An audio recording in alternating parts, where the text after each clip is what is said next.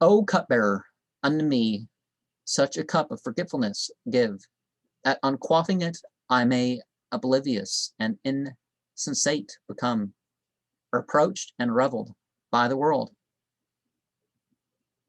To the deserts and wilds I flee, like even unto Majnun I make the wilderness my home. The fruit of its aims and desires it shall then eat therefrom, when the grain in the earth shall itself to extinction give, since it is filled with the conceptions of the faces of the fair, the picture gallery of Mani, this mind of mine must be. My heart becometh, through envy and jealousy, to pieces torn, when her fingers draw the comb through her flowing hair. For a minstrel in the springtime I have no necessity. The sweet melody of the nightingale is sufficient for me. Nightly in my dwelling with this intent I gather a party together, that possibly under this plea the charmer might attend, as an inducement that he should risk his life to obtain it. The diver desireth that the oyster shell, a pearl, should contain 100 times over the butter, would sacrifice it for her, if by parting with his head he might his loved one obtain. And it's said that the Ring of Solomon, even before the Quran was taught on the earth, it was said that the Kaaba, part of its stone went to and was used in the Ring of Solomon. The Tibetans claimed another part. So it said that 8 fragments stayed and 3 went somewhere else. Where was the third one? Did that go to Egypt? I mean, they didn't call it Tibet. They didn't call it. Well, I think they made the Greek conquering called it Aegyptus or something. So India is seen as a symbol of the contrast. Are you dark person or are you dark curled? You know, that sort of thing. So it's a metaphor. It's not really, you know, a racial thing. And wood aloes is like super expensive.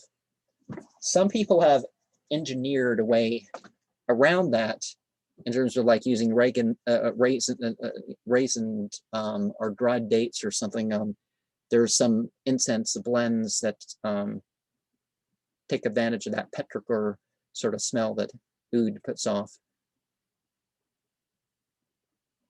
And in the Quran, it talks about God talking to Moses, draw near and fear not, for thou art safe.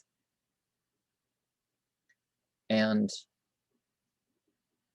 some people believe that the pearls are produced by individual drops of rainwater. That's not true, but you know, and Ra, Wa, A indicate 1097. So that's that weird word there. And a terrible plague went throughout Afghanistan and its nearby countries during that time. And there's a Persian painter in the 300s, Mani.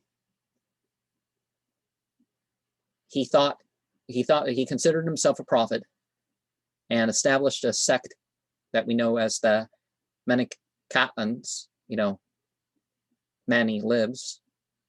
Well, that was what it was known as afterwards. He fled to Tartary through fear of the Persian king Shapur, where he amused himself by drawing the number of single figures in a book called Ertang. And on his return, he told his disciples that he obtained it from angels in heaven, where he pretended to be during his retreat. Now, perhaps he was in contact with certain spiritual entities. And nowadays, there's a lot of claims of spiritual entities that have taught people books, and